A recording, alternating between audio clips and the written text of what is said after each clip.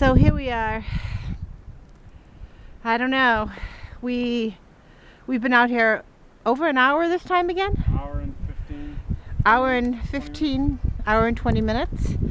And that's Mr. McGillicuddy. You probably can't see, but we're very close to the road. Jay was out here an hour this morning. An hour and a half this morning, so it'll be 2.5 hours of shoveling for him up to this point, and an hour for me. Of course, he's burning some mega fat calories. He's like almost at 1,000 calories this bout, and he burnt how much this morning?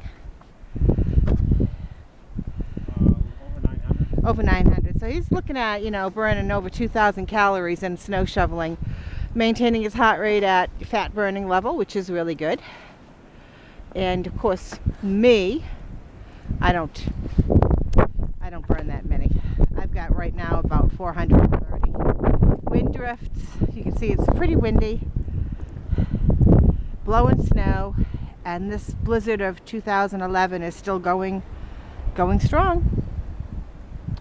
Although they do say it's going to end tonight. I don't know how much more snow we're going to get, but pretty well sick of it, huh, hon? Yep.